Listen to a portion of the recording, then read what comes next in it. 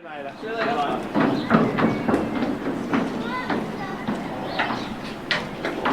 of PCSOs is under threat from a cut in funding from Thurrock Council.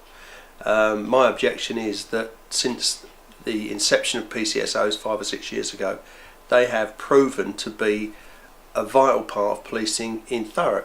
They're parts of every neighbourhood policing team. More people can name the names of their PCSOs than they can the police officers, and they provide a very vital link between the public and the police service. So they're an excellent. They provide an excellent service. They provide a link, and they're a reassuring uniform presence for people who have a fear of crime. So on all sorts of levels, they work. Do you not feel that maybe they're a luxury that we simply can't afford anymore? Well, I would put it the other way. I think that they are a part of the fabric of policing in Thurrock, and we can't afford to do away with them at the moment. I think one of the few things that work in Thurrock is the PCSOs. They are excellent. The ones that I know and the ones I work with in Grays do an excellent job.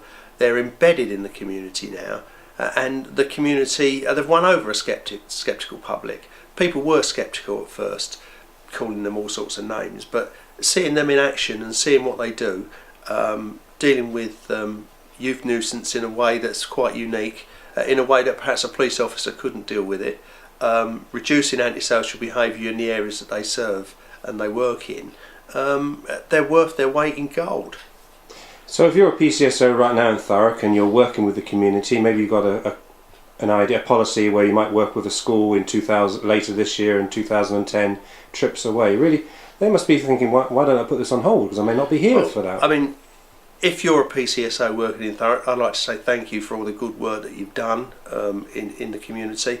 And as far as the Labour group and Labour councillors and members of the Labour Party, you have our unequivocal support.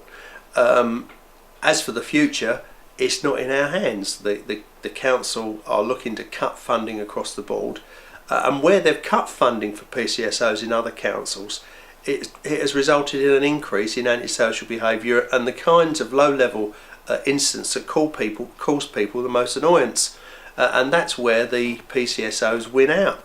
They're there, they're always around, you can contact them very quickly, and there are occasions when they don't respond as quickly as they perhaps people feel they ought to, but by and large they provide an excellent service, and I haven't had any complaints about PCSOs in Thurrock. On the contrary, a lot of compliments. But again, the council may say that they're not, as if they do scrap, that they are going to come up with alternative arrangements, enforcement officers. Oh yeah, but the reality is that they won't, will they? The evidence suggests that everything that the Tories in Thurrock cut is never replaced.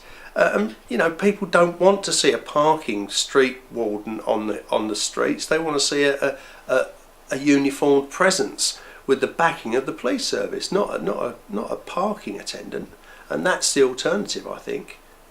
So where does the Labour group go from here on this particular? Well, we're going to start campaigning to support the PCSOs. It's a very good idea. It's worked very well in Thurrock, and we will do everything we can to make sure that these stupid decisions made by people sitting in the civic offices who don't get out very much are reversed. There are some Tory councillors who will be appalled by this decision. They just don't understand what their group is doing on their behalf, and I think it's about time that they stood up and said, look, enough is enough, we can't cut any more.